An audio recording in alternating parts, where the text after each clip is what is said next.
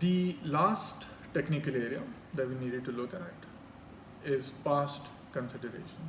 And as I explained when I was introducing these concepts to you in the earlier lectures, past consideration is when you've done something in the past, but you want to use that as consideration for something that you want from me today. As probably should be obvious, this is not something that the law allows. Certainly not English law. Pakistani law is different on the point. But English law doesn't allow this, quite simply because English law requires reciprocity. It requires something for something. It requires a deal. It requires a bargain. So if you did something for me in the past, as long as at that point in time there was no understanding that one day I would reciprocate or I would have to reciprocate, that consideration, that act that you did for me, that's history. That chapter is closed. It cannot be used as a deal clincher today. So past consideration quite simply refers to this scenario. There's a case, again an English case, which would perhaps illustrate the point better. Ree McArdle is a case where a lady was allowed to live in a house free of cost. She was a relative. The owner of the house allowed her to live there. While she was living there, she decided to renovate the house. She was pretty good at it. She made quite a few additions to the house, increased the value of the house in the process. She did the house, in such a way that the market value of the house was enhanced, which made the owner very happy.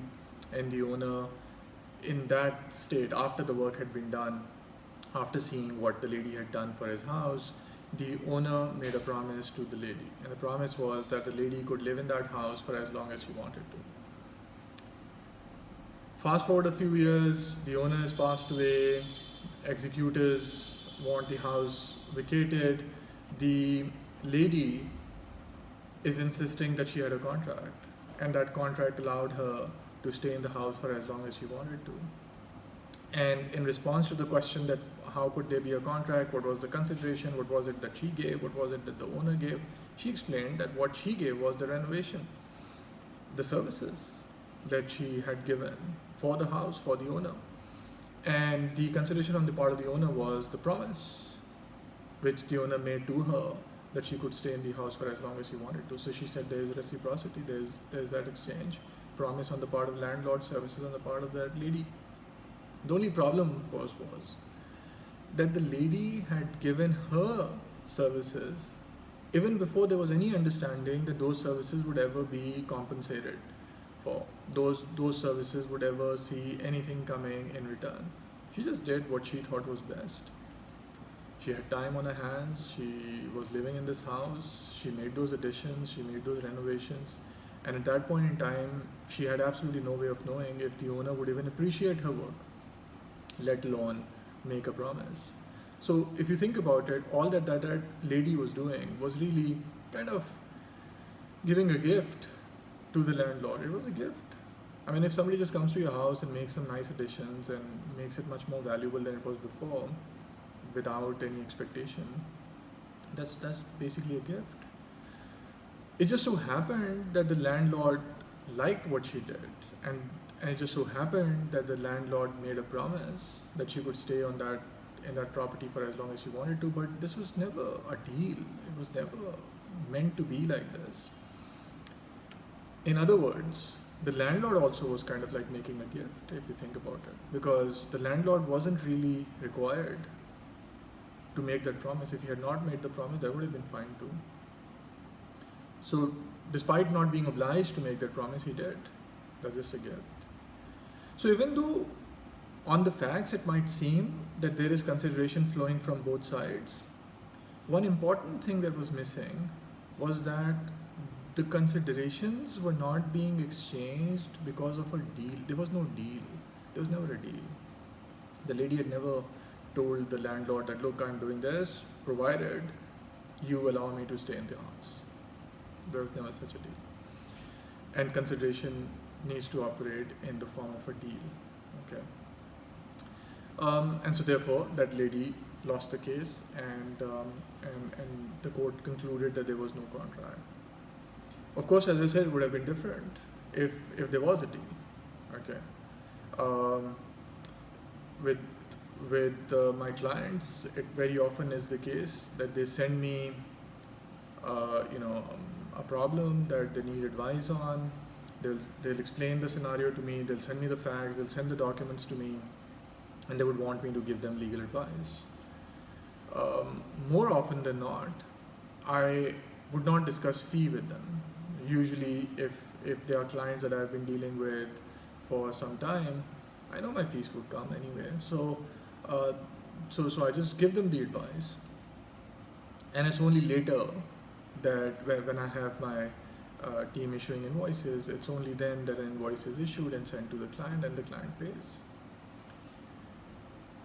Can the client refuse to pay simply on the grounds that I never mentioned that I would charge for my services? He sent me the documents, he sent me the set of facts, I gave him the advice. Neither he nor I discussed fee. And the first time that he's finding out about the fee is when he's getting the invoice. So can he now refuse to pay me? Can he use re McArdle, the case that we just saw about the lady? Can he use that, my client, to say that, look, you had already given me the advice. By the time the invoice was generated, your advice had already been given, and so therefore that's just past consideration. And so therefore I'm not bound. Just as that lady lost the case, you would also lose the case if you ask me for this fee. Can the client do that? Not really. Because this case is different from that lady's case. Whatever the lady did, there was never any expectation on anybody's part, neither the lady's part, nor the landlord's part, nor anybody else's part, that the lady would be paid for what she was doing. She just did it because she wanted to. She just felt that was a good use of her time, perhaps. My situation is different. Obviously, I'm in the profession of giving advice, of handling legal matters. My position is more akin to a doctor. You go to a doctor's clinic, get yourself checked up, and on your way out, you find the compounder asking for the fee. You cannot say to the compounder that, look, I didn't know that the doctor would charge fee. He never mentioned anything about the fee, so I just thought that I would just go in and have myself checked up. There's an implied understanding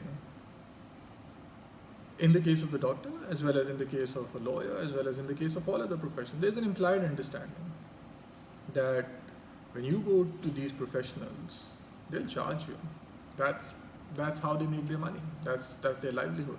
Okay, and so the fact that nothing was discussed about fee is neither here nor there. There is an implied understanding. So when I send the invoice to my client, he is obligated to pay it. Okay. Of course, there might be a question about the quantum of that fee, but that we're not touching because consideration need not be adequate, it must be sufficient. So quantum is not the concern here anyway. But in terms of paying the fee, that the client has to, because there always was a deal. It's just that it was a deal that had not been spelled out. It was implied understanding. And on the basis of the same implied understanding, a doctor needs to be paid his fee as well, even though there was no reference to payment of such a fee. Okay, there are certain exceptions to past consideration rules even under the English law, but they are beyond the scope of this lecture. So for the most part, the thing for you to remember is that generally speaking, under the English law, past consideration is not sufficient, but if it can be shown that there was a request for services, a client coming to me asking for my services, you going into a doctor's clinic and asking for services. After all, doctor is also giving you services. So if there is a request for services with an implied understanding that payment would be made, then payment needs to be made. Past consideration would not come in the way. Right. So to recap then, this lecture and a couple of lectures before were all about consideration, which was the third prerequisite for a contract, other than offer and acceptance, for which we had separate lectures.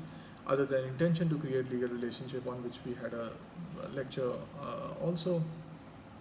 Consideration was all about bringing something to the table. It was all about reciprocity, both parties to the contract. And of course, when I say both parties, there could be more than two parties, of course, in which case all the parties need to bring something to the table.